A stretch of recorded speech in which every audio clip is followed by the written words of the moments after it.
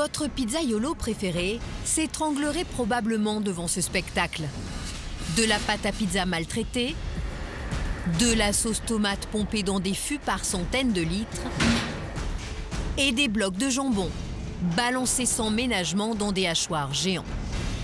Voilà à quoi ressemble l'arrière-cuisine de votre pizza discount. Au rayon des supermarchés, elle se décline à l'infini. Regina, Margherita, jambon fromage, des dizaines de variétés différentes. Et elle attire l'attention avec ses si petits prix. 5 € maximum. Mais cela peut descendre jusqu'à 1,28 €. Et pourtant, dans leur publicité, a proposito di tradizione, del matrimonio che ne pensate? Les fabricants vous promettent le meilleur de l'Italie. Un cœur grand comme l'Italie. Toutes les saveurs et les sensations d'une pizza authentique. Si richement garnie, si délicieusement croustillante.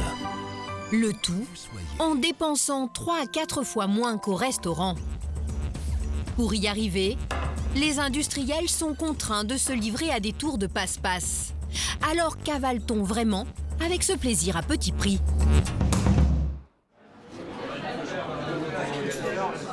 Alors, monsieur, la couronne, s'il vous plaît. A priori, il n'y a pas 36 façons de faire une pizza dans les règles de l'art. Chez Il Campionissimo, une pizzeria parisienne réputée, c'est une femme qui est à la manœuvre, Arlette Cadeau, et elle met un point d'honneur à respecter la tradition. D'abord, évidemment, elle a le fameux tour de main de tout bon pizzaiolo. Ça apporte quoi, là, ce geste-là que vous venez de Ça faire? apporte en fin de compte de la légèreté. Ensuite, pour la garniture, elle choisit ses ingrédients avec soin. Pour sa sauce, elle utilise des tomates concassées. Je vais lui ajouter donc les ingrédients du type donc basilic, frais. Et elle ne se sert pas de n'importe quel fromage. Là, c'est du vrai fromage, c'est de la vraie mozzarella qui a 42% de matière grasse. Et c'est 100% mozzarella? 100% mozzarella. Et là, on va mettre le jambon. Il est de première qualité et elle ne lésine pas sur la quantité. Et vous mettez tout ça comme jambon dessus? Eh oui. C'est généreuse quand même quand on voit la Elle est quantité. généreuse, tout à fait. Généreuse en ingrédients de qualité, voilà la pizza dans sa version originale, telle que proposée au restaurant. Alors, l'un des premiers secrets des pizzas bon marché, c'est justement d'être un peu moins généreuse. Un seul industriel, situé dans la Drôme, a accepté de nous ouvrir ses portes. Au départ, Francesco Magno était un pizzaiolo à l'ancienne. Il y a 30 ans, dans une autre vie, il avait sa petite pizzeria. Il lui reste, de cette époque, le fameux tour de main. Voilà, regardez. Un geste aujourd'hui totalement impensable quand on produit à son rythme.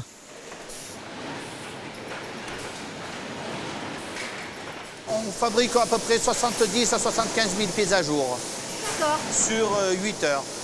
Moi, je dis toujours que j'ai une grosse pizzeria. Une grosse pizzeria, en effet, Ça va? C'est bon? qu'il tient avec sa femme Geneviève Alexandrine. et leur fille Alexandrine. L'entreprise familiale fabrique désormais 17 millions de pizzas par an pour la grande distribution. Des pizzas vendues sous la marque de ces grandes enseignes, autour de 2,50 €. Une production industrielle, avec toutefois un dernier vestige artisanal. C'est bon, ça va? Une cuisson au feu de bois. Le four est bon? Ça va? Francesco Magno est l'un des derniers industriels à l'utiliser en France. Et le rythme est infernal. 1300 pizzas par heure enfournées manuellement dans un four chauffé à 600 degrés.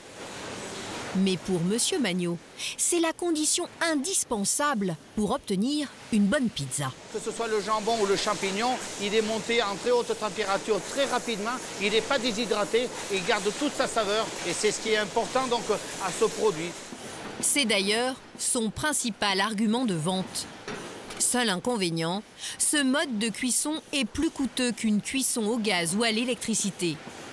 Mais ses clients ne lui achètent pas pour autant sa pizza plus chère. En moyenne, 1 € sorti d'usine.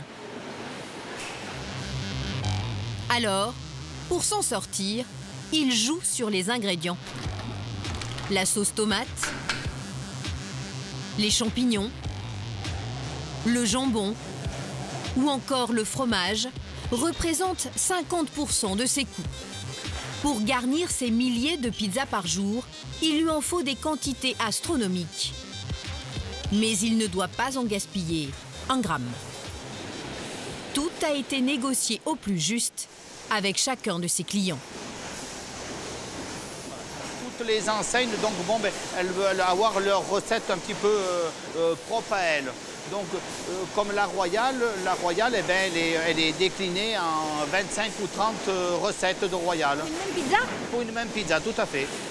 Exemple, ce jour-là, la pizza royale en cours de fabrication doit contenir 56 grammes de jambon, 56 grammes de champignons et 56 grammes de fromage. Ils sont jolis là, les champignons. Et c'est sa fille Alexandrine qui contrôle. C'est un peu juste, hein? La jeune femme est particulièrement attentive au jambon, l'un des ingrédients les plus coûteux et l'un des derniers à être encore réparti manuellement par cet employé. Au fil du temps, elle a pris le coup de main pour respecter machinalement les portions. Vous pouvez vous enlever 2 minutes? Mais toutes les demi-heures, Alexandrine vient tout de même vérifier si elle n'est pas trop généreuse.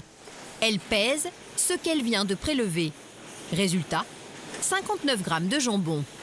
Le poids minimum est 56 grammes, donc c'est bon. D'accord, donc c'est bon. Alors On est dans la fourchette, la tolérance est bonne, on reste comme ça. Jusqu'à 3 grammes de plus, Alexandrine laisse passer. Mais au-delà, il faut corriger le tir, car chaque gramme en trop, c'est de l'argent perdu pour Monsieur Magno. Aujourd'hui, donc la marge, eh ben, ma foi, elle est très réduite. Donc il faut qu'on soit très très vigilant sur la quantité de matières premières. Pour préserver sa marge de 2 à 3 centimes d'euros par pizza, il a donc automatisé beaucoup d'étapes. Ainsi, la sauce tomate est répartie par un robot sur la pâte.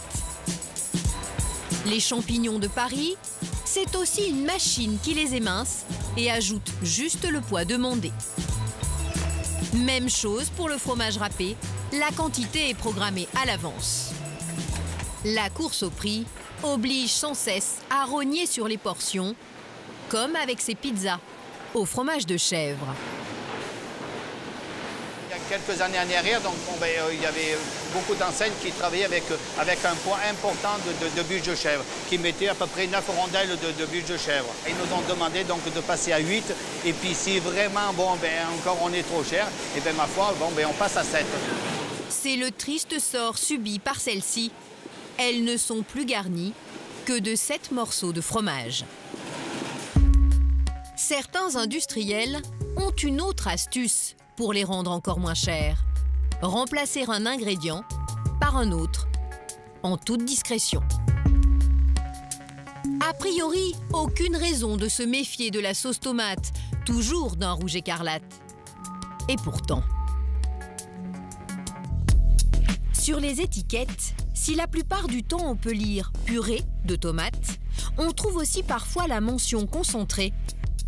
Quelle différence pour nos papilles.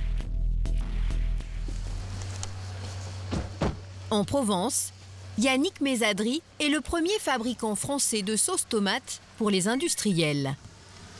Ils sont mûrs là. Donc voilà, là on se trouve au stade impeccable pour ramasser. Et à première vue, ces fruits donnent plutôt envie. Contrairement aux tomates que l'on mange à table, leur récolte se fait mécaniquement.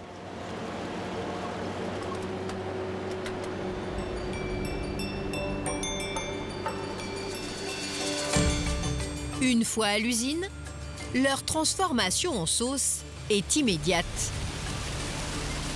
2000 tonnes de tomates sont déversées chaque jour. Et c'est l'eau qui permet de les transporter tout au long du processus.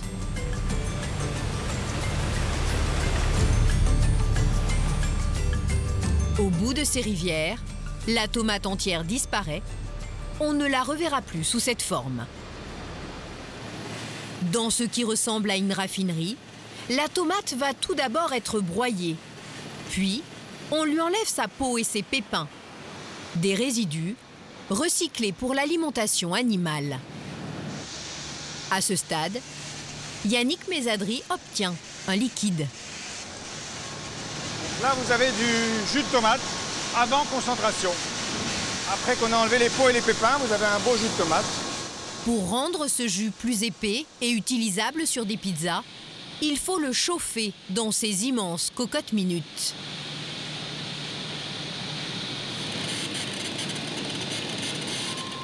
Trois heures plus tard, tout est conditionné en fût hermétique, prêt à partir chez les industriels. Mais tous n'achètent pas la même sauce tomate. Chacun choisit sa durée de cuisson. Si la plupart commandent ces purées qui n'ont pas été chauffées trop longtemps, les plus économes des fabricants de pizza jettent leur dévolu sur cette pâte, beaucoup plus chauffée et donc plus dense, le fameux concentré que nous avons découvert sur certaines étiquettes. Et la différence se fait sentir. On a chauffé le produit de façon très importante et donc on est très loin de la tomate fraîche. On ne retrouve absolument plus le goût de la tomate fraîche que nous retrouvons ici dans les purées. Mais les discounters y voient tout de même leur intérêt, car ce concentré s'utilise en rajoutant beaucoup d'eau. On va utiliser du concentré avec 2 tiers d'eau. Donc la matière première tomate reviendra à l'industriel environ 0,3 € le kilo. Au lieu de quasiment 0,5 € le kilo. D'accord, donc il y a une vraie économie si j'utilise le concentré. Ah, il y a une véritable économie pour l'industriel. Au final, utiliser du concentré plutôt que de la purée de tomates revient 40% moins cher aux fabricants de pizza. Une belle économie sur la tomate. Mais comment jouer sur l'ingrédient le plus noble, le jambon? Tout simplement en choisissant un produit qui n'a plus grand-chose à voir avec le jambon que vous avez l'habitude d'acheter. Il a fallu nous rendre en Suisse, juste à côté de Genève, pour qu'un industriel de la charcuterie accepte de nous révéler ses secrets. Il s'agit de Joseph Eby, patron de la société Delmaitre. À partir d'une cuisse de porc, on peut faire beaucoup de choses. Les bons morceaux vont servir à la fabrication du jambon que vous connaissez. Tout ce qui est enlevé, les chutes, vont avoir un autre destin.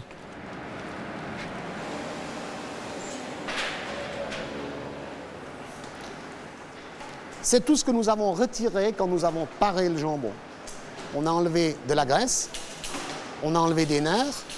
Toute cette partie-là doit être transformée soit en saucisse, soit en jambon d'une qualité inférieure. Ça va être mélangé à la masse et puis finalement ça va ressortir avec un aspect tout à fait net. C'est ce jambon très bas de gamme qui sera utilisé pour les pizzas. Pour qu'il soit présentable, une opération de chirurgie esthétique s'impose. Elle nécessite une petite solution qui sera injectée dans la viande, de la saumure. Elle contient de l'eau, du sel et des additifs chimiques indispensables, des polyphosphates. Les polyphosphates servent à maintenir l'eau à l'intérieur du jambon. Si je mets pas de polyphosphate, il se passe quoi? Eh ben, vous allez retrouver un contenu un peu bizarre où vous avez d'un côté de la viande et d'un autre côté de l'eau. Ça ne sera pas homogène. Ce ne sera pas homogène du tout. Alors que les polyphosphates me permettent d'avoir ce produit plus homogène. Tout à fait homogène, avec une magnifique couleur et une texture qui est souvent proche du jambon supérieur.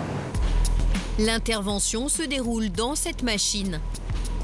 Des dizaines de seringues injectent cette solution miracle dans les morceaux. Non seulement elle apporte au jambon son goût et sa couleur rosée, mais c'est surtout pour le jambon bas de gamme un moyen de gonfler son poids de 30% à moindre frais. Malgré tous ces artifices, à l'arrivée, il n'y a pas photo entre ces jambons de qualité et notre bas de gamme pour les pizzas. On voit qu'il y a des tissus graisseux, on voit qu'il y a des nerfs. Voilà, je veux dire, à l'œil, il n'y a pas besoin d'être professionnel, on voit tout de suite, là on est dans un jambon nettement inférieur au niveau qualitatif. J'ai encore le goût, mais finalement l'apparence est devenue tout à fait secondaire, et surtout j'ai le prix. Voilà. Ce jambon est en effet 3 à 4 fois moins cher que celui de qualité. Mais pour faire descendre encore le prix de la pizza, il y a bien plus créatif. Sur le dernier ingrédient clé, le fromage, la chimie permet aujourd'hui de faire des miracles. J'ai bientôt pu avoir assez de bras pour pouvoir soulever, mais j'ai toujours pas cassé le fil. Philippe Caillot est un peu un expert du fil de fromage, mais il est surtout un spécialiste des produits laitiers. Vous avez vu? Oui. On peut pas dire que c'est pas filant. Ce professeur à l'université de Dijon travaille régulièrement avec les industriels de l'alimentaire.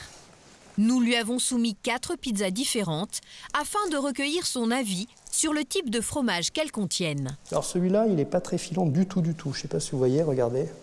Voilà, on dirait de la crème. C'est au toucher qu'il teste chacune. Vous voyez, ce fromage-là, il est beaucoup plus filant déjà. Et puis celui-ci, pareil, relativement filant. Ça pourrait être de l'emmental. Voilà. Sur la dernière, en revanche, il reste perplexe. J'avoue que... Le rendu est un peu surprenant. Oui. La texture le surprend. Ouais, j'arrive même pas à le faire filer. Je suis pas capable de le filer. Vous voyez, puis ça, regardez ce que ça fait un truc... c'est translucide, ça fait un peu comme de la colle. C'est pas un fromage, a priori. Mais ce n'est qu'à la dégustation qu'il va pouvoir rendre un avis définitif. Bon. Est-ce que ça a le goût du fromage? Non. Bon. La solution de l'énigme se trouve au dos de la boîte. Ça va être le verdict. Alors, en l'occurrence, ce n'est pas un fromage. C'est-à-dire? Alors, c'est un fromage, c'est une spécialité dite alimentaire. Spécialité alimentaire ou préparation alimentaire à base de fromage. Sur les emballages des pizzas les plus discount apparaissent en effet ces inscriptions mystérieuses. Et leur composition n'est pas plus éclairante.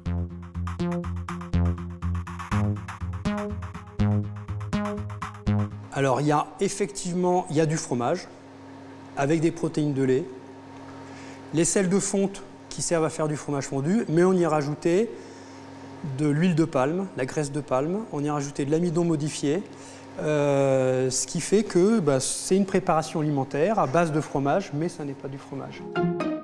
Tant qu'elles ne portent pas l'appellation de fromage, ces préparations sont tout à fait autorisées. Si ceux qui les produisent nous ont fermé leurs portes, on peut toutefois trouver sur leur site leur mode de fabrication. Des petites démos destinées à leurs clients. La pâte molle, râpée. Cette pâte molle, ce sera le seul fromage présent dans cette mixture. Car pour le reste, cela relève plus de la chimie que de la cuisine. Donc là, nous ajoutons le prémix. Ensuite, un petit coup de mixeur à 70 degrés. Une fois refroidie, la préparation peut être démoulée. À l'arrivée, voilà le résultat, une imitation troublante du fromage qui peut même être râpé. On regarde un peu la flexibilité. Et là aussi, l'économie est de taille. Cette préparation coûte 2 fois moins cher que le vrai fromage. En faisant la petite boucle. Malgré tous ces petits arrangements avec la recette originale, les études montrent que ces pizzas restent correctes sur le plan nutritionnel et elles ne cessent de séduire. Aujourd'hui, elles représentent 1 pizza sur 3 vendue en France.